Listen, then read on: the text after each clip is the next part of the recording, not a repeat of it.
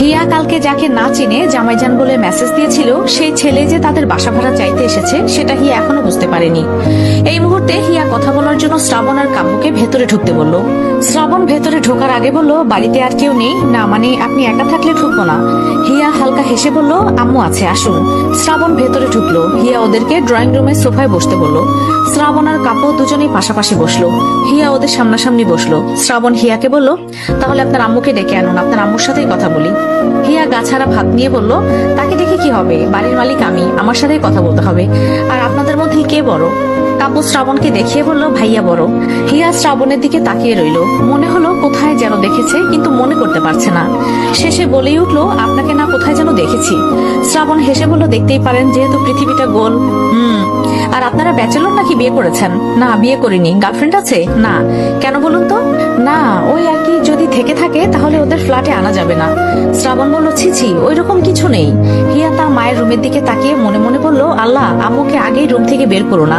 কাজ করছে, কাজই যেন করতে থাকে, না হলে আমার সব প্ল্যান ভেস্তে যাবে। শ্রাবণ বলল, কি হলো, ভাড়া কি দেবেন না আমাদের? দেব। আর শুনুন, আপনাদেরকে আগেই বলে দেই, এখানে থাকতে হলে কিছু শর্ত বা নিয়ম আছে। যেমন, রাত 9টার পরে বাড়িতে ঢোকা যাবে না, কোনো ঝামেলা করা যাবে না। আর যেহেতু ব্যাচেলার আপনারা দুজনেই, সেক্ষেত্রে কোনো মেয়ে তো এলাওই না। শ্রাবণ গলার কণ্ঠটা মলিন করে বলে উঠলো, ঠিক আছে, আমরা এই নিয়মের বাইরে যাব না। এবার বলুন, ভাড়া কত রাখবেন? ভাড়ার কথা পরে বলি, আগে বলুন আপনারা কয়টা রুম নেবেন? পুরো ফ্ল্যাটটাই ফাঁকা, সব মিলিয়ে 3টা bedroom, dining space, living space, kitchen সবই আছে। শ্রাবণ বলল, 2টো রুম লাগে দুজনের, আবার আমরা কেউই শেয়ার করে থাকতে পারবো না, বলতে গেলে পুরো ফ্ল্যাটটাই নেব। ঠিক আছে, তাহলে কয় মাস থাকবেন? শ্রাবণ মুখের কোণে বাঁকা হাসি ফুটিয়ে বলল, সারা বছর থাকলে কি সমস্যা? হিয়া ভুরু কুচকালো, মানে? আরে এই মাসটাই। ও, তাহলে পুরো ফ্ল্যাটটা মিলিয়ে 55,000 টাকা ভাড়া দিয়েন। কাপু উঠে দাঁড়িয়ে বলল, কি বলছেন, এত কেন? 10,000 টাকাই বেশি চাইছেন কেন? দারোয়ানকে জিজ্ঞাসা করেছিলাম, সে বলেছে 45,000-এ হয়ে যাবে। আর এখন ফাইজলামি করেন? আমাদের এত বড় বাড়ি থাকতেও আপনার এখানে থাকতে এসেছি, এটাই আপনার ভাগ্য। শ্রাবণ রেখে গেল। যত টাকাই হোক না কেন ও এখানে থাকতে রাজি। আর কাব্যকে এত কথা বলতে হবে কেন? টাকা কি কম আছে নাকি? তাও এই কথা বলতে হবে ওর? শ্রাবণ কাব্যর দিকে তাকিয়ে চুপ থাকতে ইশারা করলো। কাব্য চুপ হয়ে বসে পড়লো। শ্রাবণ মুখে হাসি এনে বলল, কিছু মনে করবেন না হিয়া, আসলে ও বুঝতে পারেনি। হিয়া চকিতে শ্রাবণের মুখ পানে তাকিয়ে বলল, আপনি আমার নাম জানলেন কি করে? ওই যে দারোয়ান আপনার নাম বলছিল, তাই শুনেছি। আর আপনাকে তুমি করে বলি, আপনি করে অসুবিধা হচ্ছে। হিয়া মাথা নেড়ে বলল, ঠিক আছে, আর আপনারা এত জোরে কথা বলবেন না, আস্তে কথা বলুন। ঠিক আছে, আর তুমি যা ভাড়া চেয়েছো সেটাই দেবো। এবার আমাদের রুমটা দেখিয়ে দাও। হিয়া উঠে দাঁড়ালো। তার মায়ের রুমে গিয়ে উপরের ফ্ল্যাটের চাবির গোছাটা নিয়ে এলো, আর তার মাকেও ডেকে আনলো। মাহিমা বেগম ছেলে দুটোকে দেখে এগিয়ে এসে বললেন, হিয়া, ওদের তো ঠিক মতো চিনলাম না। শ্রাবণ মুখের কোণে হাসি ফুটিয়ে সালাম দিল। এরপর হিয়া বলল, আম্মু, এই 2টা ভাইয়া 3তলায় ভাড়া থাকতে এসেছে। এই মাসটাই নাকি থাকবে। ব্যাচেলর বলে কেউ ভাড়া দিচ্ছিল না, আর ওদেরকে দেখেও খারাপ মনে হচ্ছে না। আব্বুই ওদের কথা বলতে বলেছে। হিয়া তার মাকে সব কথা বলল, আবার একটু বাড়িয়েই বলল। মাহিমা বেগম বললেন, ঠিক আছে, আর ওদেরকে ভাড়া ঠিকঠাক বলে দিয়েছিস তো? গোলমাল করিসনি তো আবার? হিয়া মাথা দুদিকে নাড়িয়ে বলল, না না আম্মু, ওদের সাথে গোলমাল কিচ্ছু করিনি। আর তুমি বিশ্বাস না করলে ওদেরই জিজ্ঞাসা করো। শ্রাবণ কাব্যের কানে কানে বলল, দেখেছিস কি অভিনয় জানে? কাব্যর মনে চাচ্ছে সব বলে দিতে, আর বড় ভাইয়ের জন্য কিচ্ছু বলতে পারছে না। আল্লাহ ভালো জানে এখানে কেন এসেছে। মাঝখান থেকে ওদের টাকাটাই জলে চলে গেল। যতই ধনী হোক, বসে থেকে এতগুলো টাকা দেওয়ার কোনো ইচ্ছেই নেই। মাহিমা বেগম নিজের রুমে চলে গেলেন, আবার ফিরেও এলেন একটা বড় ব্যাগ নিয়ে। সেটা হিয়ার হাতে ধরিয়ে দিয়ে বললেন, ওদের রুমটা দেখিয়ে দে, আর এখানে নতুন বেডশিট পর্দা আছে, সেগুলো গুছিয়ে দিয়ে আয়। শ্রাবণ হালকা হেসে আন্তরিকতার সাথে বলল, আন্টি, এগুলো আমাদের দিন, আমরা করে নেব। মাহিমা বেগম হেসে বললেন, না বাবা, এগুলো হিয়াই করুক। আসলে গত মাসে যারা চলে গিয়েছে তারপর পুরো ফ্ল্যাটটা ধুয়ে পরিষ্কার করে রাখা হয়েছে ঠিকই, কিন্তু নতুন বেডশিট আর পর্দাগুলো লাগায়নি। যা হিয়া, ওদের নিয়ে যা।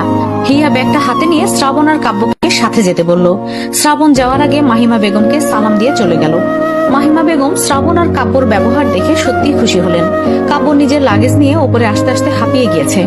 শ্রাবণ হিয়ার পেছনে পেছনে রুমে ঢুকে গেল। নিজের লাগেজটা রেখে ড্রয়িং রুমে আয়েশি ভঙ্গিতে বসে পড়ল। হিয়া ততক্ষণে 2টো রুমের বেডশিট, বালিশের কভার, পর্দাগুলো লাগিয়ে দিল। সবকিছু ঠিকঠাক করে নিয়ে শ্রাবণের সামনে এসে বলল, শুনুন, আমাদের যা করণীয় তা করে দিয়েছি, আর কাজের লোক এসে রান্নাবান্না যা করার করে দিয়ে যাবে। আর হ্যাঁ, যে শর্তগুলো দিয়েছি মনে থাকে যেন। থাকবে। তা তুমি চলে যাবে নাকি এখন? পাশ থেকে কাব্য বলে উঠলো, আপু ভাড়াটা কি কম নেওয়া যায় না? হিয়া মাথা নাড়িয়ে বলল, না, আপনাদের ভাড়া দিয়েছি এই অনেক, অন্য কোনো বাসা হলে ডাবল দিলেও আপনাদের ভাড়া দিত না। কাব্য বলল, কেন দিত না? কারণ আপনারা ব্যাচেলর। আর 10,000 টাকা কেন বেশি চেয়েছি জানেন? কেন আপু? এই যে আপনাদের সাথে কথা বলে ভাড়া পাকাপাকি করে দিলাম, এতে আমারও তো কিছু লাভ করতে হবে নাকি? আর যেহেতু সামনে ঈদ। কাব্য গোল গোল চোখে তাকিয়ে রইল, তারপর চলে গেল ভেতরের রুমে। এদিকে শ্রাবণের কোনো হেলদোল নেই, ফোনে মনে হয় কিছু দেখছে। হিয়া তখনও শ্রাবণের দিকে তাকিয়ে মনে করার চেষ্টা করলো কোথায় যেন দেখেছে। এরপর চলে যেতে নিল। শ্রাবণ উঠে দাঁড়িয়ে হিয়ার সামনে দাঁড়িয়ে বলল, কোথায় যাচ্ছ বৌজান? হিয়া তড়িৎ চোখে তাকালো। শ্রাবণের মুখ থেকে এমন কথা আশা করেনি। মনে মনে তো ভালোই ভেবেছিল, তাহলে কি এই ছেলের মাঝে গোলমাল আছে নাকি? হিয়া কথাগুলো আউড়িয়ে কপালে ভাঁজ ফেলে বলল, কি বলছেন? আপনার মাথা ঠিক আছে? শ্রাবণ তাচ্ছিলের হাসি দিয়ে বলল, মাথা ঠিক থাকতে দিয়েছো কি? সেই তো পাগল করে এখানে নিয়ে এলে। হিয়া এক পা পিছিয়ে গিয়ে কঠোর গলায় বলে উঠলো, কি সব বলছেন? মেয়ে দেখলে এরকম কথা বলতে ইচ্ছা করে? আর কি পাগল করে দিয়েছি? এইসব আজে বাজে কথা আমি একদম অ্যালাউ করবো না কিন্তু। উফ, কি আজে বাজে কথা বললাম? তুমি তো আমাকে বাধ্য করেছো বলতে। আমি কি শুধু শুধু এখানে এসে তোমাকে এগুলো বলছি নাকি? তুমিই অধিকার দিয়েছো। হিয়া রেগে গিয়ে বলল, আপনাকে ভালো ঘরের সন্তান মনে করেছিলাম, আর আপনি আমার সাথে এই বিহেভ করছেন? শ্রাবণ এগিয়ে এসে হিয়াকে ঘুরে ঘুরে দেখতে লাগলো। হিয়ার বিরক্ত লেগে গেল। সাথে সাথে শ্রাবণকে বলল, আমি আগে জানলে কখনোই আপনাদের দুজনকে এখানে থাকতে দিতাম না।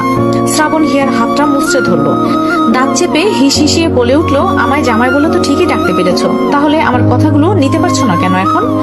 হিয়া হাত ছাড়াতে মোচড়াতে মোচড়াতে বলল, কে আপনাকে জামাই বলেছে? হ্যাঁ, মিথ্যে বলার জায়গা পান না? শ্রাবণ হাত ছেড়ে দিয়ে নিজের ফোন বের করে হিয়াকে দেখালো।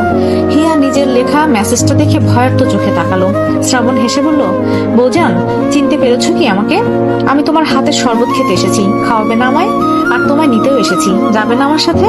হিয়া ভয় পেল ঠিকই, কিন্তু দমে গেল না। বলল, শুনুন, আমি অস্বীকার করব না যে ওই মেসেজটা আমার না, ওটা আমারই। আসলে বান্ধবীদের সাথে ট্রুথ অর ডেয়ার খেলতে গিয়ে আপনাকে মেসেজ দিয়েছিলাম, এতে সিরিয়াস ভাবার কিছু নেই। শ্রাবণ বলল, কিন্তু আমি তো সিরিয়াস ভেবে নিয়েছি বৌজান, আর সিরিয়াস ভেবেই এত শত কাজ ফেলে তোমার জন্য এখানে এসেছি। হিয়ার সাথে সাথে মুখের ওপর বলে দিল, তাহলে চলে যান। শ্রাবণ হিয়ার হাত ধরে নিজের মুখোমুখি করে বলে উঠল, চলে যাওয়ার জন্য তো আসিনি। হিয়া কিছু বলবে, ঠিক তখন বাইরে থেকে হিয়ার মা ডেকে উঠলেন, হিয়া, হিয়া, ওপরের কাজ হয়েছে? হিয়া গলা উঁচিয়ে বলল, আসছি আম্মু। হিয়া হাত ছাড়ানোর জন্য ছটফট করতে লাগলো, ব্যথাও পায়। শ্রাবণ তবু হাত ছাড়ছে না। হিয়া রেগে গিয়ে বলল, হাত ছাড়ুন, না হলে বাসা ভাড়া দেবো না। শ্রাবণ ডোন্ট কেয়ার ভাব নিয়ে বলল, তুমি ভাড়া দিলেই কি আর না দিলেই কি, আমাকে বের করতে পারবে না। এসেছি যখন, তোমাকে নিয়ে ফিরবো। আর এখনকার মতো ছেড়ে দিলাম, তবে সন্ধ্যায় শরবত বানিয়ে দিয়ে যেও। টেস্ট করতে চাই তোমার হাতের শরবত কেমন হয়। আর যেহেতু বলেছো শরবত প্রতিটা দিনই খাওয়াবে, তাহলে আজ থেকে স্টার্ট করো বৌজান। আর যদি উপরতলা শরবত না আসে, তাহলে কিন্তু তোমায় ধরে নিয়ে এসে শরবত বানাতে বলবো। বলেই হাত ছেড়ে দিল। হিয়া হাত ছাড়া পেয়ে রুম থেকে বেরিয়ে যেতে যেতে বলল, অসভ্য লোক, মেয়ে মানুষ দেখলেই হাত ধরতে মন চায়। কেন যে মেসেজ দিয়েছিলাম, এখন কঠিন ভাবে ফেসে গেছি। যে করেই হোক ওদের থাকতে দেওয়া যাবে না।